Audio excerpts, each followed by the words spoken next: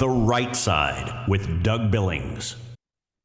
Hello, America. Hello, world. Welcome to the special edition of The Right Side. Here's where it all happens, right here on the set of my show. Thank you for being here. Hey, like, subscribe, follow. Set your notifications so that you get notified every time that I drop new content, because you're going to want to hear more of this, and you're going to want to stick around. Yesterday, as you all know by now, the great state of Texas delivered a historic landslide for Ken Paxton. It was a blowout that sent the neocon establishment packing, and it proved once again that the American people are done with business as usual. No more status quo. But while conservatives are celebrating that victory, the radical left has already named their Senate challenger for the November election, a guy by the name of James Talarico. Now, ladies and gentlemen, this is not your average Democrat.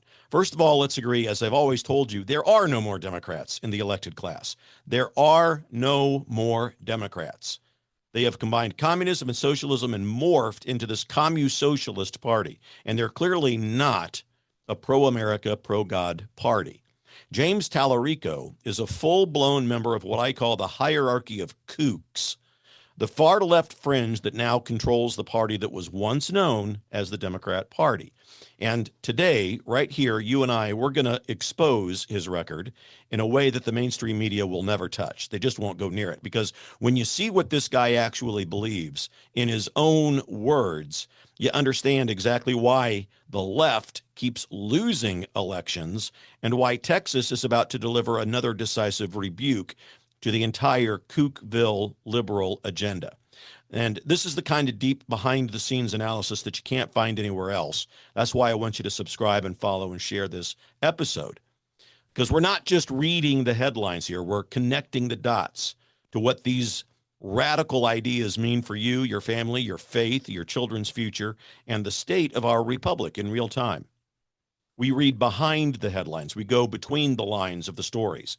And we're going to do it with honest, hard-hitting truth and proud conservative values, because that's what we demand. And we always end in real hope over here, because the American people are waking up and we're fighting back. So let's start with the facts. James Talarico is the commu-socialist, formerly known as Democrat nominee for United States Senate in Texas. He's a state representative from the Austin area. Austin, by the way, is the liberal armpit of the state of Texas, a very red state, but they've got they've got Austin to deal with. So Talarico won his party's nomination to face off against Ken Paxton. That election will take place in November. On paper, it looks like a long shot race for the left, and it probably is. But the real story is what Talarico actually stands for. His public statements reveal a worldview, ladies and gentlemen, that rejects not only biological reality and traditional faith and national sovereignty, but it rejects basic reality-based common sense. Now, here's the top 10. I had a great time putting this together. I mean, this guy is a real beauty, he's a nut job.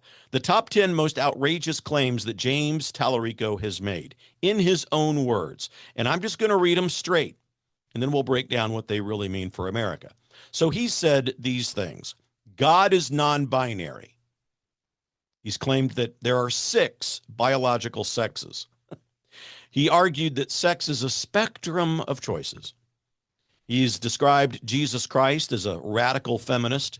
He said that America's southern border should have a giant welcome mat out in front of it. And he's claimed that Christianity, Islam, Buddhism, Hinduism, and Judaism are all, in his words, circling the same truth. And he's called Christian nationalism a cancer. He said poverty is violence, pollution is violence, prisons are violence. And he's suggested concerns about biological males competing in girls' sports are nothing more than a far-right conspiracy theory, thinking somehow that he's going to label us as the kook fringe. Then he supports eliminating the Senate filibuster, and he's open to expanding or packing the United States Supreme Court. So look, friends, this is a list that should send chills down the spine of every American in this republic who still believes in truth, faith, morality, and the rule of law. But it doesn't stop there. Talarico's full platform reads like a radical wish list of kooks. He supports taxpayer-backed universal health care. He calls it Medicare for y'all, everybody. And he backs abortion rights with essentially no limits on it. You can kill your baby at any time. He strongly pushes transgender ideology and activism, even in schools and in girls' sports and locker rooms. He opposes strong Republican border security policies. He's against offensive military aid to Israel, as he puts it, and he's criticized increases in funding for ICE. He frequently wraps his progressive policies in religious language and religious sermons, and he's trying to turn faith itself into a vehicle for far left-wing causes, which is interesting on many levels because the radical left liberal movement in America doesn't believe in God. They've literally removed God from their platform. So when they do this kind of thing, we all know, we see through it. They use faith and they morph it into something that the radical liberal movement thinks it can use to their advantage. But let's go a little bit deeper, because this is where we here on the right side, we deliver the analysis that no one's going to touch. I want you to take that first kooky statement that I read to you from James Talarico, the one that said, God is non-binary. Now, Talarico said that during a 2021 debate on transgender issues in the Texas House of Representatives. He wasn't quoting scripture. He was rewriting scripture to fit modern progressive ideology. And behind the scenes, that is part of a larger effort by the radical left to redefine faith itself, turning the God of the Bible into something fluid, something subjective, and politically convenient. And the effect on families when we go to that level, it confuses young people about truth. It erodes the moral foundation that built this country, and it tells parents that their traditional beliefs are somehow outdated or they're hateful. So number 2 and 3 on his top 10 list of great kooky quotes, when he claimed that there are 6 biological sexes and that sex is a spectrum, well, that's not science. That's ideology dressed up as science, but it's kookville. Talarico made those claims while he was opposing bills to protect girls' sports. He knows damn well that biology and biological reality is binary. He knows that. He knows that there's only 2 choices, male and female, but he rejects it anyway. The real world consequences for that: biological males in girls' locker rooms, lost scholarships for female athletes, mutilation of human bodies and genitalia because of a barbaric and mythological transgender agenda. There is no such thing as transgenderism, ladies and gentlemen. It is a myth. It's a mental disorder. And we have every reason to want to help these people. What they need is expert professional mental health. They don't need a scalpel to slice off body parts. They don't need to chemically castrate themselves. Texas families are already dealing with all of this in their schools. And if Talarico were to become a senator, he'd push that agenda nationwide. So there's, that issue of describing Jesus Christ as a radical feminist. Ladies and gentlemen, that's theological malpractice. And it twists the Prince of Peace into a political activist for the left's agenda. And the historical perspective in all of this is very clear. We've seen these things before. The radical left has been doing this kind of thing since the 1960s, hijacking Christianity to justify everything from abortion to open borders. Talarico, he's just the latest version, using the pulpit to advance policies that would have horrified the very faith that he claims to follow. His border stance, a giant welcome mat out in front of the country, it's pure fantasy.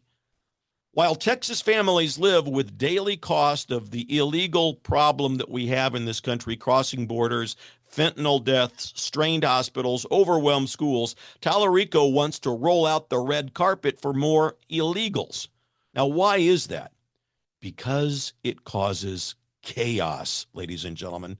And chaos is the commune socialist formerly known as Democrat Party's patron demon. Chaos. And because open borders accomplishes what the radical left wants, the erasing of the American identity. And the effect of all of that is clear. If we were to let that happen, we would have weaker sovereignty, higher crime, loss of national identity, loss of morality, and strained education and healthcare systems, and less security for every American family. And calling Christian nationalism a cancer? Give me a break. It's a direct attack, folks. That's a direct attack on millions of patriotic Christians who believe that America should put its own people first. That's all. It's the left's favorite smear tactic, labeling the love of country and of faith as extremism, while they push their own radical agenda that's been called for from their own dark messiah, Barack Obama, to fundamentally transform America. Remember that one? That's what Obama called for. And when he said that he wanted to fundamentally transform America, what he meant was away from the divine providence of God and away from the intent of the founding fathers. This is not random extremism. This is the modern communist-socialist, formerly known as Democrat Party's soul. It's who they are. For years, they've nominated the most radical voices, and they believe that the country would just eventually catch up with their radicalism. Look who they nominated for the last president and vice president, Kamala Harris and Tim Walz, the two most radically liberal candidates ever put forth in America. I'm convinced that part of the reason that they put those two people up wasn't to win the presidency, but to just push the social and political needle in America as far to the left as they could. They would have taken the election, of course, if they could have gotten it. But the primary reason for putting Kamala and Tim Skippy Tampon Walz up as the candidates was to push the social and political needle just a little bit further to the left. And history shows that the opposite often happens when the Democrats do this. From the 1970s, the radicals who wanted to shut down American energy to the 2010s with their defund the police mantra, the pattern is the same. They offer ideology over results, and the American people reject it every single time. The radical left can't reflect on that, or at least it doesn't appear as if they do. You would think that they would reflect and say, we've become so radical, we're not winning any elections anymore. What can we do? We got to change. They don't. They double down on their kookville nonsense. But you know what? In the midst of all of that, there's real hope, ladies and gentlemen.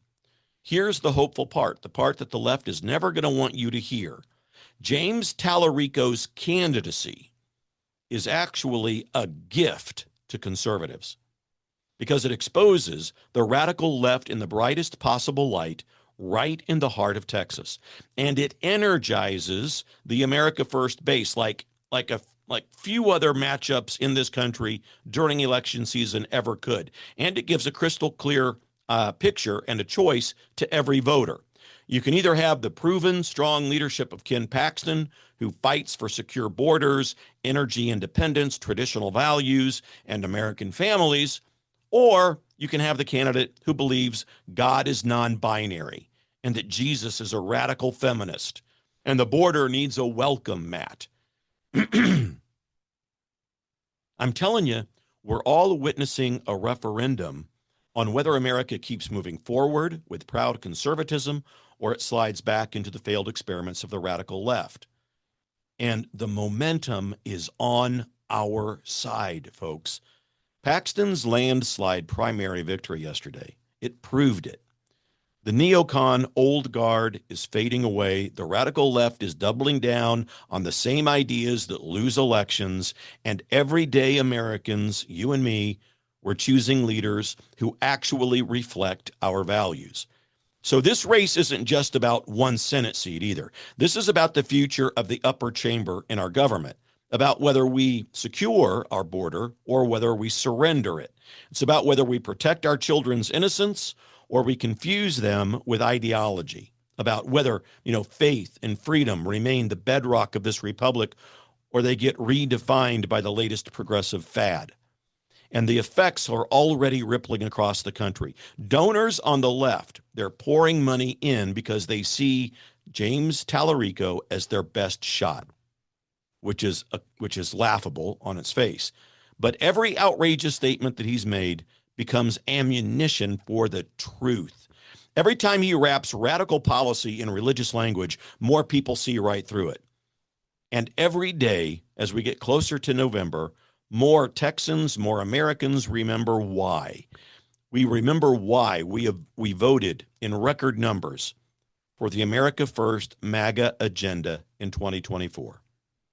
Proud conservatism is winning because it works. It delivers safe streets, strong families, law and order, legal justice, border security, affordable energy, and a future that's based in morality that's worth passing on to our kids. The radical left's ideas just don't fail America, ladies and gentlemen. They destroy it. You can't be a moral person of faith and be a member of what was once known the Democrat Party. And when voters begin to see all of that laid out this clearly, they choose hope over hopelessness. And so here's the call, my friends. Share this video far and wide. In any way that you can, no matter where you live, support Ken Paxton and every America First MAGA fighter on the ballot throughout the Republic. Stay engaged, stay in your local level of politics, get informed, stay proud, because the Republic is course correcting in real time. And I'm telling you, the best days for this nation are still ahead of us. This is what standing for truth looks like. This is the right side. So please prayerfully consider heading over to dougbillings.us to contribute to the show. Prayerfully consider setting up a $5 a month recurring contribution so that we can continue to reach as many people as possible. Contribute whatever you can. dougbillings.us, because we're in this thing together, ladies and gentlemen. Believe it. For the Republic. Cheers. The Right Side with Doug Billings.